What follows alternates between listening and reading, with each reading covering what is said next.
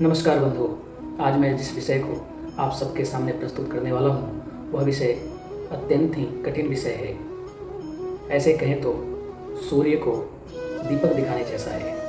तो वह विषय क्या है? तो वह विषय है भारतीय संस्कृति, परंपरा, ज्ञान और विज्ञान के उत्थान और पतन में पुरोहितों की भूमिका। इस विषय को कोट करिए बंधुओं, पुरोहितों की भूमिका।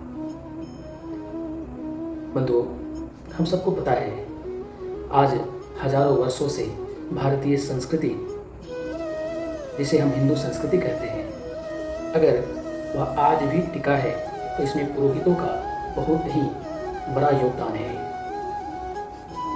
यानी कहे कि पुरोहित कौन है?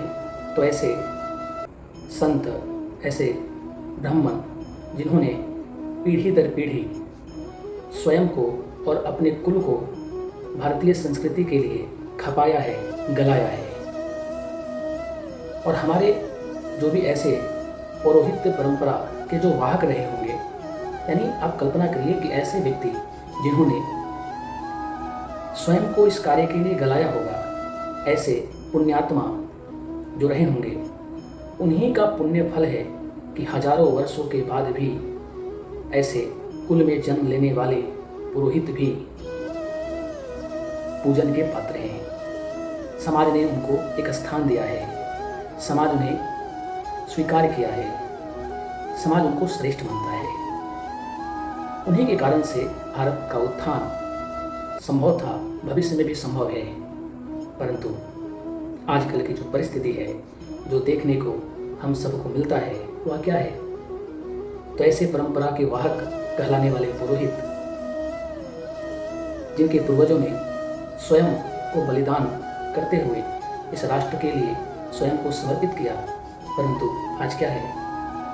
तो आज उसी परंपरा को लेकर चलने वाले लोग, जिस ज्ञान की आवश्यकता उनके अंदर है, उसमें कहीं ना कहीं कमी दिखती है।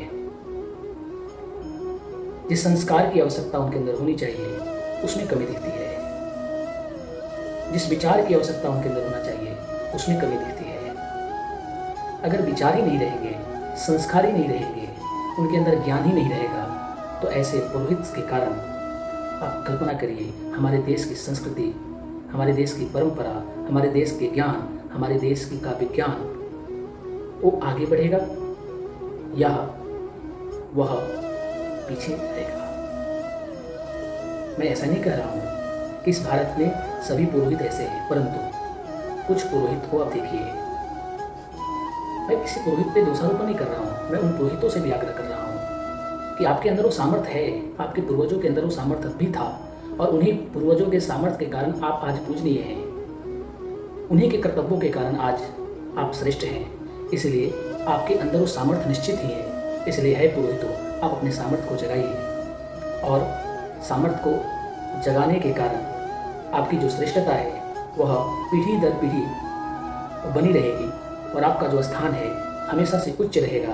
इसलिए इस देश के विकास में, इस देश के ज्ञान में, इस देश की परंपरा में आपकी आवश्यकता है। इसलिए आप सब अपने संस्कारों को, अपने ज्ञान को, अपनी परंपरा को अधिक से अधिक बढ़ाएं, ताकि उसका लाभ पूरा समाज उठाए और हमारा यह हिंदू संस्कृति अक्षुण्ण रहे। ऐसा एक आप सभी से निवेदन है।